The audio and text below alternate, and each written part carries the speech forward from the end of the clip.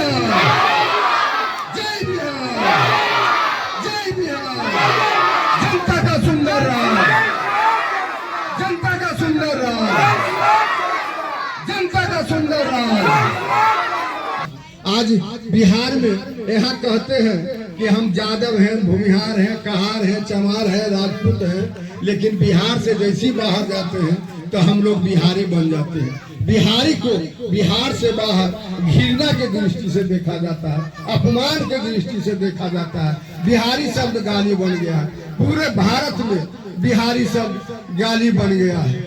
आज जो बिहार में शिक्षा का स्थिति है, आज स्कूल में खिचड़ी बंट रहा है, कॉलेज में डिग्री बंट रहा है, पढ़ाई दोनों में से कहीं नहीं हो रहा है। गरीब आदमी तो अपने बच्चों को बीच रास्ते में ही पढ़ाई छोड़ देते हैं, लेकिन जो पैसे वाले हैं, जो जमीन वाले हैं, वो अपने बेटे को, पोतों को पढ़ाने के लिए डॉक्टर, इंजीनियर, अफसर बनाना है तो या राजस्थान कोटा भेजते हैं या दिल्ली भेजते हैं। एक तरह से श्रमिक का पलायन हो रहा है और दूसरे तरफ से पैसा का पलायन हो रहा है। बिहार की फिसड्डी होने का एक सबसे बड़ा कारण यह है कि आज जो बिहार फिसड्डी बना हुआ है, सबसे बड़ा कारण है कि एक तरह से श्रमिक का बिहार से पलायन हो रहा है और दूसरी तरफ से पैसा का पलायन हो रहा है। इसी चलते भारत में आज बिहार सबसे पिछड़ा हुआ राज्य बना हुआ है। इसी के चलते आदरणीय प्रशांत किशोर जी आज जो जनसुराज लाए हैं, जनसुराज का अर्थ होता है जनता का सुंदर राज। जनसुराज आदरणीय प्रशांत किशोर जी लाए हैं। प्रशांत किशोर कौन है, उनके बारे में जान लें। आदरणीय प्रशांत किशोर जी देश के सबसे बड़े चुनावी रणनीतिकार, जिन्होंने 2014 में आप लोग नारा सुने होंगे, हर हर मोदी घर घर मोदी नारा। आप लोग हर हर मोदी घर घर मोदी नारा सुने। 2014 में आदरणीय प्रशांत किशोर जी हर हर मोदी घर घर मोदी नारा देकर पूरे देश में मोदी के नाम फैलाए, तब जाके मोदी भारत के राजा बने, भारत के प्रधानमंत्री बने। 2014 में आदरणीय प्रशांत किशोर मोदी को बनाने में अपना मैनेजमेंट किए, रणनीति बनाए। चाय पे चर्चा सुने होंगे, वो आदरणीय प्रशांत किशोर जी का ही देन था। 2015 में विधानसभा चुनाव बिहार में हो रहा था तो आदरणीय नीतीश कुमार भी आदरणीय प्रशांत किशोर को दिल्ली से बुला के लाए और कहे कि हमें चुनाव जिता दीजिए। उस समय भी पूरे बिहार में शोरगुल था कि यहाँ भाजपा के राज आ रहा है, लेकिन जब नीतीश कुमार आदरणीय प्रशांत किशोर को दिल्ली से पकड़ के लाए कि हमें चुनाव जिता दीजिए, तो आप लोग नारा सुने होंगे कि बिहार में बहार है, नीतीश कुमार है। इस स्लोगन भी आदरणीय प्रशांत किशोर जी का था।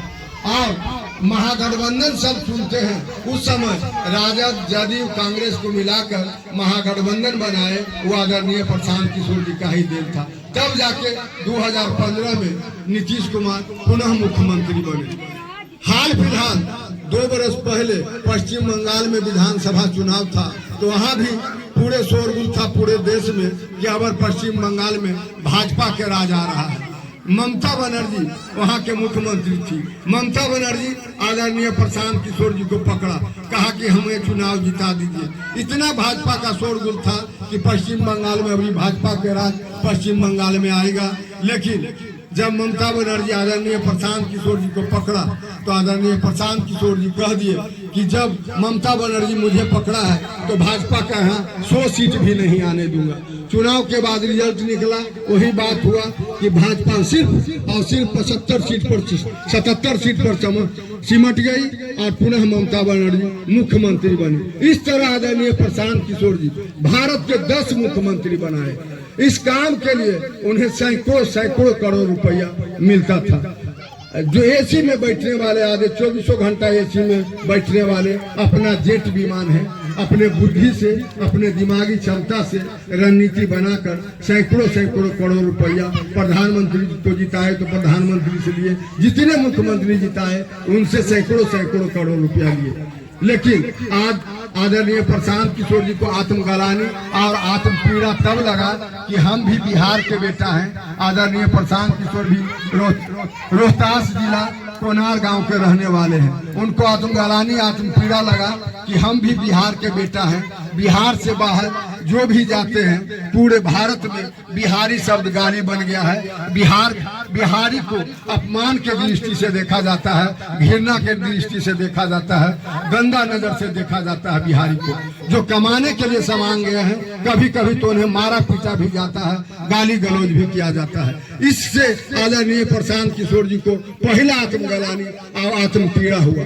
दूसरा आत्मग्लानि आत्मपीड़ा आदरणीय प्रशांत किशोर जी को हुआ कि अपने आज आदरणीय प्रशांत किशोर जी जिस तरह जब देश गुलाम था तो महात्मा गांधी पूरे देश में पैदल चले, लोग उनके पीछे पीछे पैदल चला तो हमारा भारत देश आजाद हुआ।